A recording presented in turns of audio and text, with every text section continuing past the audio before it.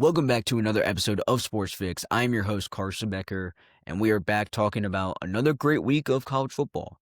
We had some great matchups this weekend, some great top 25 matchups that all ended up being great games, some upsets, some teams that just didn't look great that looked good before, and just a whole bunch of great games this weekend. I will start, like always, with the AP Top 25. No changes in the top three. Ohio State, Penn State, LSU, all still number 3 teams in the country. Miami moved up 1 spot. Georgia moved up 1 spot. Oregon dropped down 2 spots to 6. FSU jumped up 3 spots to 7. Texas dropped 1 spot to 8. Illinois dropped did not move to 9. Texas A&M jumped up 6 spots to 10 after beating Notre Dame. Oklahoma moved up 2 spots to 11. Iowa State 2 spots to 12. Ole Miss 4 spots to 13. Alabama 5 spots to 14. Tennessee 15. Utah moved up 4 spots to 16. Texas Tech 4 spots to 17. Georgia Tech moves into the ranking at 18 after that huge win at home against Clemson. Clemson, a team that has been struggling these last couple weeks, and it did not get better this week. Indiana is 19. They moved up 3 spots. Vanderbilt gets a great win in Columbia against South Carolina. That was a great game. They move into the rankings at 20. Michigan 21 moved up 2 spots. Auburn 22 moved up 2 spots. Missouri also moved up 2 spots to 23. Notre Dame dropped 16 spots. That's a lot. That's a huge drop. After losing to another ranked team, but they are 0-2, so you got to drop them a good amount. They stay at 24, or they go down to 24, and USC is 25th. So, not too many changes in the AP poll. You have just some teams kind of moving up as they keep winning. You have a couple teams that got into the ranking for some great wins. And speaking of a great win, we'll start off with the Clemson versus Georgia Tech game. A lot of people called for Georgia Tech to keep this one close, and Clemson did not play well last week, as we know. They played Troy, was in a little bit of a bind. They were down 16-0 in the first half, and in this one, it was no different. They found their way down early in this one, going down 13-0 in the first half. I don't know why they don't know how to play football in the first half, but they do score a touchdown right before the half, making it 13-7 going into the half. So they finally get a touchdown. I think it was like with 2 minutes left or something in the first half. Not a lot of time left in the first half. So for the most of the first half, they did not do much. And people were kind of looking at this game. They're like, oh, it's going to be like the Troy game. They score, then they're going to keep scoring. Georgia Tech's not going to really score, and they're going to end up winning this game. And they're just going to keep winning games like this all season. But with a tie game late in the fourth quarter, Georgia Tech has the ball. They are moving down the field, and a game-winning field goal as time expires gives Georgia Tech the 24-21 win in this one at home over Clemson. Haynes King, Georgia Tech's quarterback, rushes for over 100 yards in this one, threw for another 200 yards. Georgia Tech had 147 rushing yards in this one, and like I said, if Clemson can't stop the run, Georgia Tech is going to thrive on that, and they're going to keep doing it until they can. Clemson could not stop the run in this one, so Georgia Tech ends up with the win. Cade Klubnik, another kind of underwhelming game. A lot of people thought he was going to be one of the best quarterbacks in the country this year. He has not proved it so far. He has not played well. He threw for 207 yards and a touchdown in this one, did have a pick, and it has just not looked good for Clemson this year. They just have not played well in the first half in many of these games, and it's really hard to keep coming back and keep winning games, especially against as you keep playing better and better teams, it's going to be harder and harder to keep coming back like that. So Clemson falls to 1-2 on the season and 0-1 in the ACC. So a great game there. We got another great game.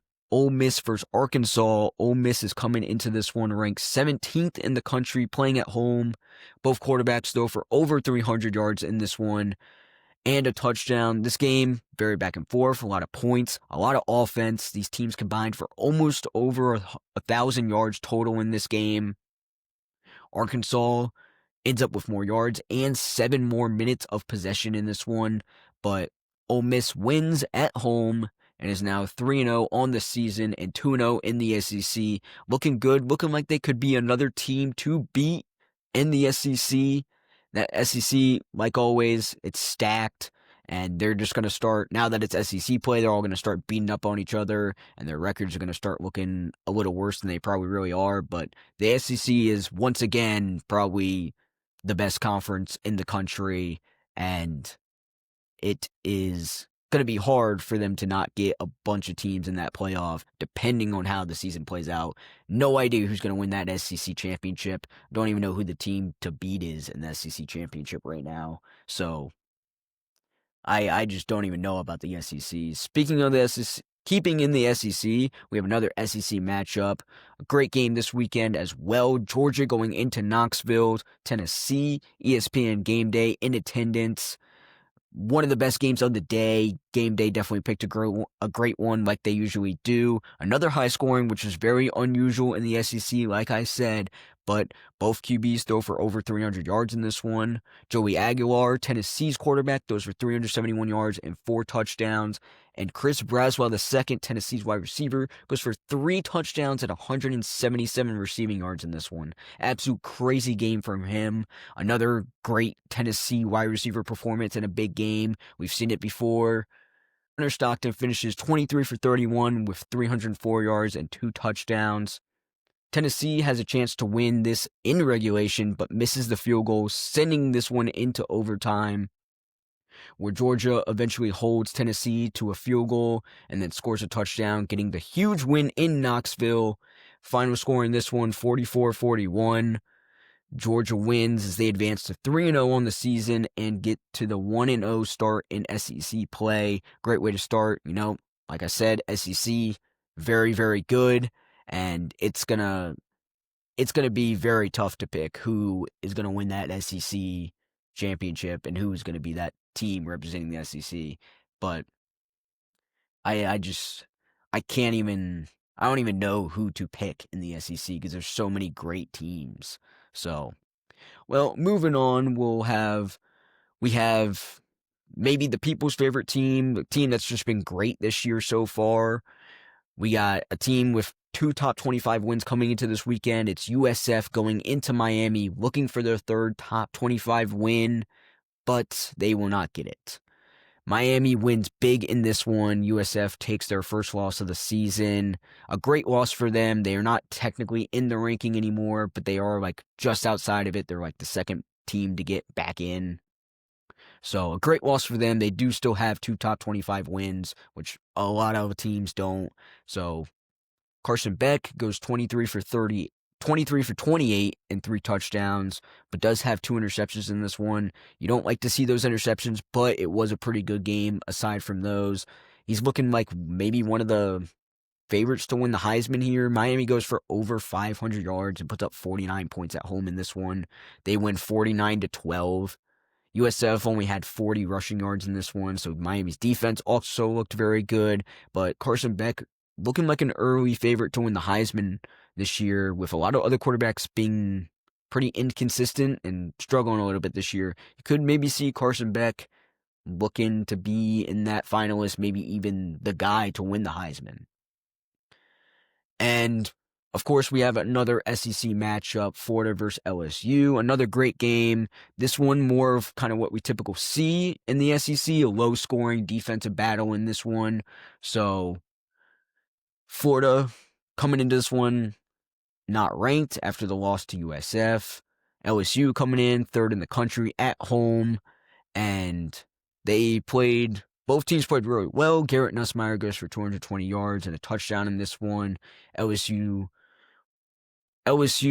looked, neither team really looked that great on offense. It was really more their defense, which LSU's defense looked fantastic again, as DJ Lagway throws 5 interceptions in this one, including a pick 6 in the 3rd quarter, which was the last point scored in this one. There was 8 minutes left in the 3rd quarter when LSU got that pick 6, and that was the last points put up on the board in this one.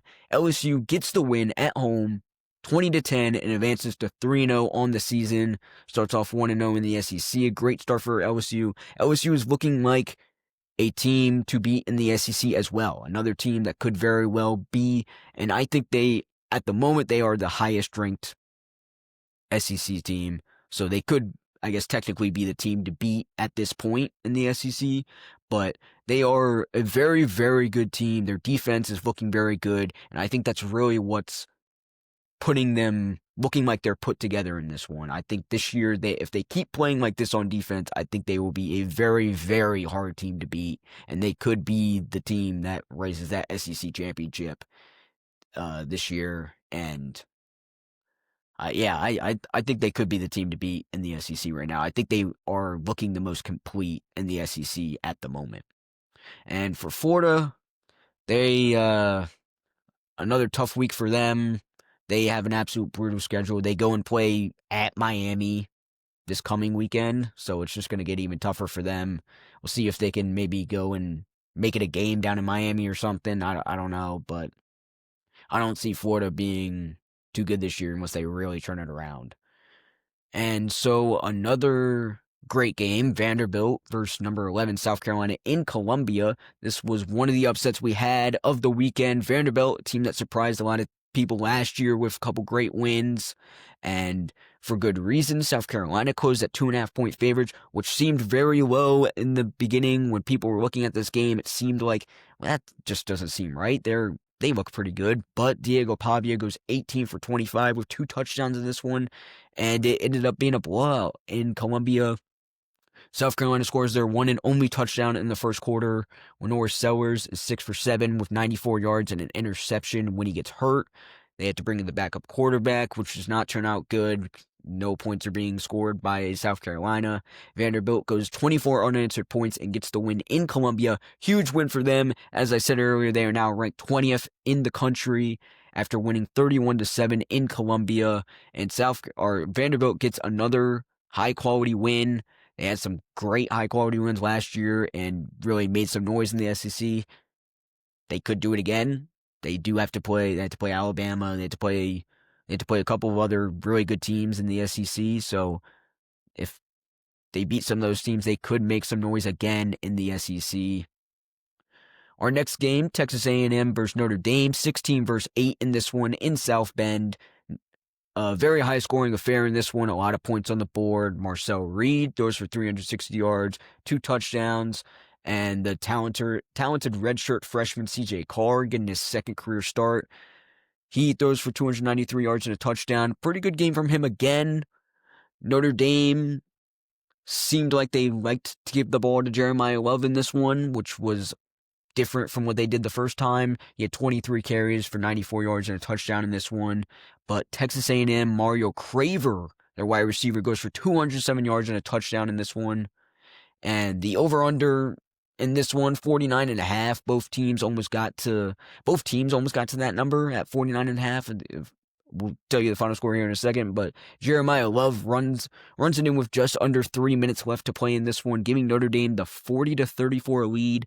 But disaster strikes as a botched hold on the extra point means Notre Dame only goes up 6, giving Texas A&M the ball. And with 13 seconds left, Marcel Reed throws an 11-yard touchdown pass, and they make the extra point, giving the Aggies the win in South Bend, 41-40.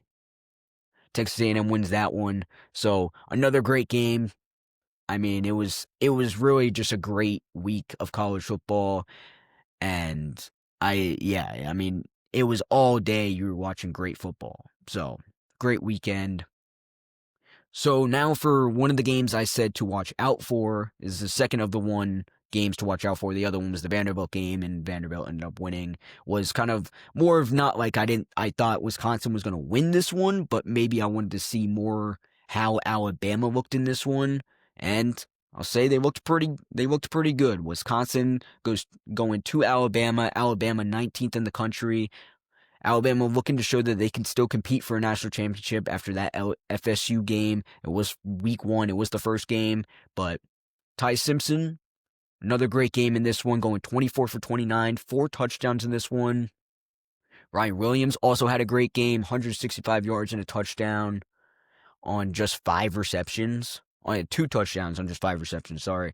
Bray Hubbard with 2 interceptions in this one. He got a lot of criticism after his performance in the FSU game, but Alabama really looked really good in this one, almost covering the over-under by themselves, winning this one 38-14. They have a bye week this week, but after this week, in 2 weeks, they will go to Georgia and play in that game. You'll probably see game day there. That will probably be another great classic game in the SEC. Big SEC matchup as well.